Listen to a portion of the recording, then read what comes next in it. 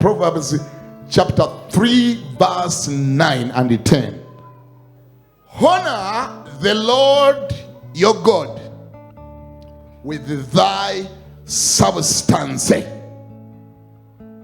and with the first fruits of all your increase.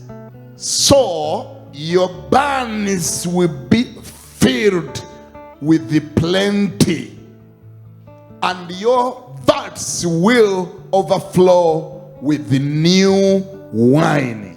Osangamu mukama katonda ekitiibwa n'ebibereberye ku bintu bo. Kati owuliddemu ekigambo bibereberye naye ekyewuunyisa kye kino, idea eri emabega is to honor God.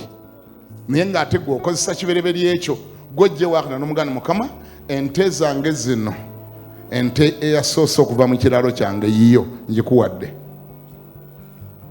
That is honor.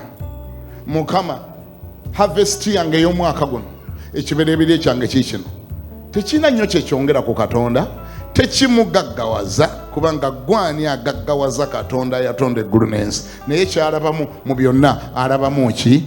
Honor. Somebody say it louder. Honor. Agambye osangamu Mukama Katonda ekitiibwa n'ebibereberye ku bintu byo. Kuva 3:19. All that opens the womb are mine, and every male firstborn among your livestock, whether ox or sheep, are mine.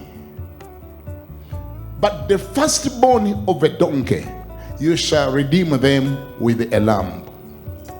And if you will not redeem him, then you shall break his neck. Enjawulo eyali mu kiweebwayo kya Aberi n'ekiweebwayo kya Kayini. Ekiweebwayo kya Aberi kirimu aspekiti y'okubanga ekibereberye.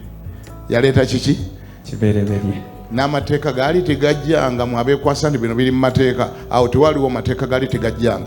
These people bino baabikolanga nga principles ezabayambanga okulaakulana, ezabayambanga okulireetinga ne Katonda, ezabayambanga okugenda mu maaso nga bamanyi that's the way to go, that's how to live life.